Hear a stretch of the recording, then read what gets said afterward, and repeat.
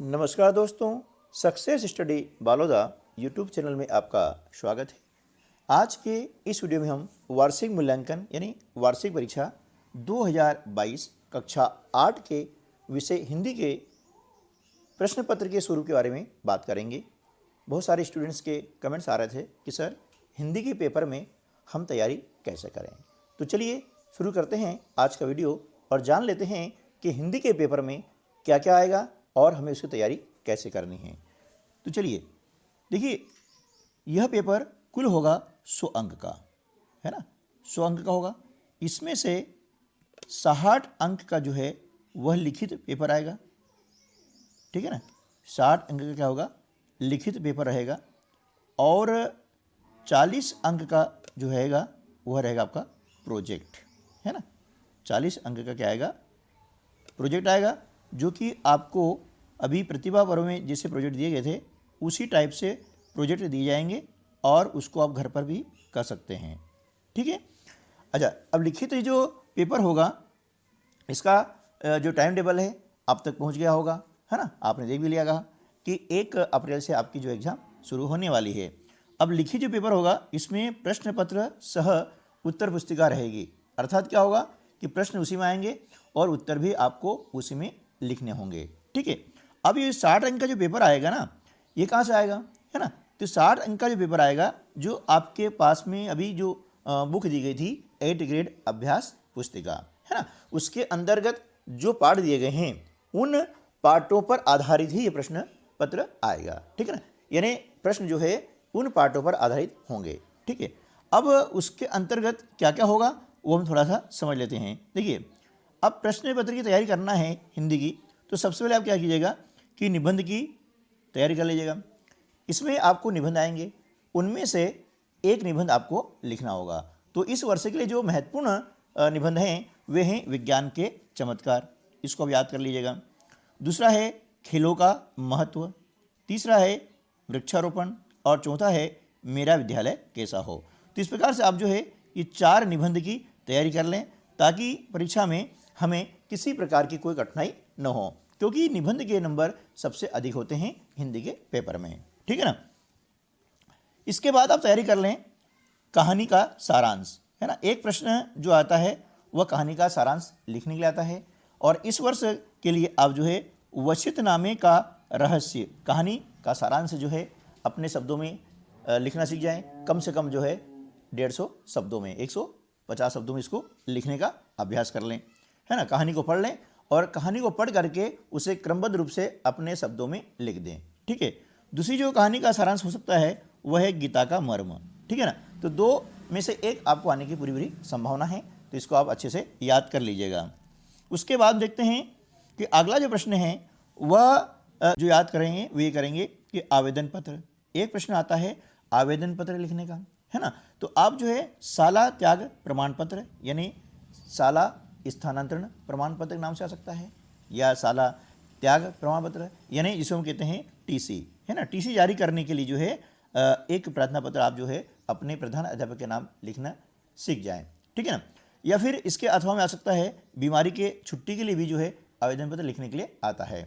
और आवेदन पत्र के साथ साथ में आपको पत्र लिखने के लिए आता है, पिता को पत्र या मित्र को पत्र, वो इसके अथवा में आता है। तो आप इसको आवेदन पत्र को अच्छे से तैयार कर लीजिएगा तो आपको दिक्कत नहीं आएगी। उसके बाद में आता है एक प्रश्न अपठित गद्यांश का, है ना। इसमें 4 से 6 लाइनें दी जाती है और यह आपकी बुक के अलावा कहीं और से उद्धृत की जाती है। इसके अंतर्गत आपके जो है प्रश्न इस गद्यांश को पढ़ के देना होते हैं। और एक प्रश्न आता है शीर्षक संबंधी। तो शीर्षक कैसे हम लिखेंगे, इसके लिए क्या करें, उन लाइनों को पढ़ें और ध्यान दें कि ये जो लाइनें किसके बारे में कही गई है ना। उसमें किसी का बार बार जो है वर्णन आता है तो वह उसका शीर्षक हो जाता है ना। किसके बारे में है ये आपको लिखना है, वो उसका शीर्षक कहलाता है। और उसके साथ में 1 या 2 प्रश्न जो है आपको लिखने के लिए भी आते हैं जो इसी गद्यांश में से पूछे जाते हैं, ठीक है। इसके बाद में जो आता है एक आता है गद्यांश संदर्भ सहित व्याख्या। यह आपकी जो एडगेट पुस्तिका दी गई है उसमें जो पाठ दिए गए हैं उन पाठों में से कहीं से भी एक पैराग्राफ आपको दिया जाता है और उसका संदर्भ सहित व्याख्या करना होती है। तो संदर्भ में क्या लिखेंगे आप कि ये जो आपको गद्यांश दिया गया है कि किस पाठ का है, ठीक है ना। तो वो आपको पाठ का नाम उसमें लिखना होता है। दूसरा आता है संदर्भ के साथ में प्रसंग भी कभी कभी पूछा जाता है कि संदर्भ प्रसंग सहित व्याख्या कीजिए। तो प्रसंग में यह रहेगा कि ये जो पंक्तियां हैं वह किससे संबंधित है, इसमें किस प्रसंग में बात कही गई है। और व्याख्या में क्या होता है कि जो पंक्तियां को दी जाती है उन पंक्तियों को पढ़ लें और उसको अपनी भाषा में सरल शब्दों में लिखने का अभ्यास करें। उसी में से आपको जो है व्याख्या आसानी से हो जाती है। थोड़ा अभ्यास कर लेंगे आप तो ये इसके नंबर आप अच्छे से प्राप्त कर सकते हैं। इसी प्रकार से एक आता है पद्यांश। इसे भी संदर्भ सहित व्याख्या करना होती है ना। पद्यांश यानी किसी कविता की 4 या 6 लाइनें होती हैं, है ना, वो आपको दी जाती हैं। तो उसमें संदर्भ में आपको बताना होता है कि ये जो पंक्तियां हैं वह किस पाठ से ली गई है, ठीक है ना। और प्रसंग में वही आएगा कि इन पंक्तियों को किस संदर्भ में कहा गया है, किस प्रसंग के रूप में उनका उपयोग किया गया है। और व्याख्या में क्या होगा कि उसका हमें अर्थ लिखना होता है ना। पद्यांश होता है तो पद्यांश को पढ़ करके उसे अपने शब्दों में जो है लिखना होता है, ठीक है ना। इसके बाद में अब जो सबसे महत्वपूर्ण जो पार्ट आता है इस पेपर का वो होता है व्याकरण। अब देखिए व्याकरण में क्या होता है कि बहुत सारे व्याकरण हैं और इसके अंतर्गत एक एक प्रश्न पूछे जाते हैं, है ना। और वो कहते हैं ना कि एक एक बूंद से घड़ा भरता है। तो इसी प्रकार से नंबर एक एक आते हैं, लेकिन यदि एक एक नंबर छोड़ देंगे तो बहुत सारे नंबर हमारे चले जाते हैं। और किसी भी भाषा का जो मुख्य आधार होता है वो होता है व्याकरण, है ना। चाहे वो इंग्लिश हो, संस्कृत हो या हिंदी हो। तो उसका जो व्याकरण वाला पार्ट होता है उसको आप अच्छे से समझ लें, क्योंकि ये जो पार्ट है आपको आगे आने वाली परीक्षाओं में भी काम आने वाला है। तो इसके अंतर्गत प्रश्न पूछे जाते हैं जैसे प्रत्यय, है ना, उपसर्ग, विलोम शब्द, पर्यायवाची शब्द, तत्सम व तद्भव शब्द, रस, छंद, अलंकार, संधि, समास, अनेक शब्दों के लिए एक शब्द या वाक्यांश के लिए एक शब्द, और मुहावरों का वाक्यों में प्रयोग करना। इसमें से 3 या 4 जो पॉइंट होते हैं वो पूछे जाते हैं, है ना। जरूरी नहीं कि सभी से पूछे जाएं, लेकिन इनमें से अधिकांशतः पूछे जाते हैं और हमेशा ही हिंदी के पेपर में पूछे जाते हैं, है ना। जैसे प्रत्यय होता है। अब प्रत्यय में क्या होता है, कभी कभी आपको प्रत्यय दिया जाता है ना, और उससे शब्द बनाना होता है। और कभी क्या होता है कि शब्द दिया जाता है उसमें से आपको प्रत्यय छांटना होता है ना। ये आप ध्यान रखिए। जैसे प्रत्यय में आपको दिया, मान लो गुरुत्व दिया है ना, एक शब्द दिया है और कहा गया भी है कि गुरुत्व में जो है प्रत्यय क्या है वो छाटिए। तो इसमें प्रत्यय क्या हो जाएगा गुरुत्व में, तो हो जाता है, ठीक है ना। और कभी कभी आपको प्रत्यय दिया जाता है और बोला जाता है कि इसका शब्द बनाइए। जैसे तो दिया है और बोलेगा कि तो का प्रत्यय का उपयोग करके एक शब्द बनाइए। तो इस प्रकार के प्रश्न आते हैं। तो ये आपको यदि याद हो गए तो आप आसानी से शब्द बना सकते हैं और उसमें से प्रत्यय भी छाड़ सकते हैं।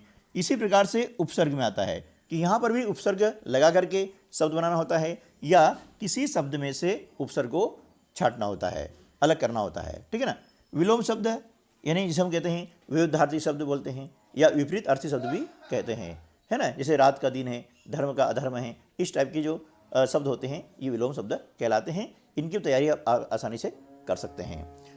पर्यायवाची शब्द में क्या होता है कि एक ही चीज़ को अलग अलग नाम से पुकारा जाता है, उसके अलग नाम होते हैं, है ना, वे कहलाते हैं पर्यायवाची शब्द। जैसे दिन का है तो वार आ गया, वासर आ गया, दिवस आ गया। इस प्रकार से सूर्य का है तो रवि, भानु, भास्कर, दिनकर, दिवाकर, है ना, ये से कहलाएंगे पर्यायवाची शब्द कहलाएंगे।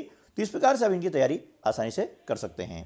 और इसके लिए मैं आगे के वीडियो में इनसे संबंधित और प्रश्न क्या बन सकते हैं इसकी तैयारी करवाने का मैं आपको प्रयास करूंगा। यदि वीडियो अच्छा लगा है तो लाइक कीजिएगा और आपको इसमें क्या चाहिए कमेंट्स बॉक्स में जरूर लिखिएगा ताकि हम परीक्षा की तैयारी अच्छे से कर सकें।